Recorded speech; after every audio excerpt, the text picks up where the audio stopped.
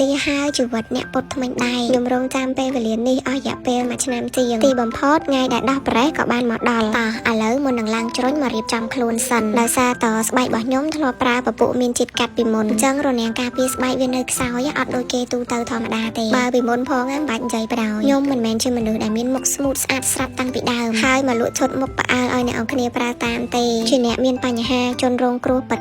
ផ្ទាល់ហ្មងអញ្ចឹងអារឿងមុននេះគឺខ្ញុំច្បាស់មុនពេលដែលលាបសាន់គ្រីមជាប្រចាំថ្ងៃហ្នឹងណាគឺខ្ញុំត្រូវតលាប skin care ជាទម្លាប់មកតង់សិនអានេះជាពពុះគ្រីមសុទ្ធដែលមានតួនាទីជួយព្យាបាលមុនប្រើបានគ្រប់ប្រភេទស្បែកអត់រើសទេអ្នកដែលឆ្អែតឆ្អន់ជាមួយនឹងផលិតផលដែលមានជាតិកាត់ល្មមមកស្ដារស្បែកមុខជាមួយផលិតផលសុទ្ធវិញណាប្រយ័ត្នជាប់ទាំងក្មេងប្រាប់ឲ្យហើយពពុះ UV នេះអត់ទាន់ឲ្យមើល packaging ទេចិត្តចេញលក់ឲ្យត្រង់តិចសិននៅកន្លែងកនេះក៏សំខាន់ដែរកុំអាឡ័យតថែស្បែកមុខអត់ថែកចាស់លើហើយបើរាល់ដងខ្ញុំលាបសាន់គ្រីមតែមួយជាន់គឺរួចរាល់ប៉ុន្តែញ៉ាណែត្រូវចេញក្រៅអញ្ចឹងលាបដេគ្រីមមួយជាន់ទៀតហ្មងទៅឲ្យវាជួយបិទបាំងស្នាមឲ្យឃើញស្បែកមុខរបស់យើងម៉ត់ល្អអានេះប្រើជំនួស BB cushion អីបានណានិយាយទៅវាខំជាប់ស្បែកមុខរបស់យើងអត់មានឃើញស្នាមស្លក់ដក់ខ្មៅអីសំបីតែមួយគ្រាប់ប្រើតែដៃញីហ្នឹងក៏ចូលអស់ដែរគ្រាន់ថាចំពោះខ្ញុំវាអត់ទាន់ជាស្រួលអញ្ចឹងប្រើពងតាប់តិចពីលើថ្មិញរបស់ខ្ញុំអត់ទាន់អស់កម្មពីណាអ្នកនរគ្នាដោះដៃចេញហើយនៅពាក់ retainer ទៀតហើយនេះជាសម្រស់ពេលដែលដោះដៃហើយនៅលឿងថ្លាឡើយទេថ្មិញព្រោះអាសាញ៉ាំកាហ្វេ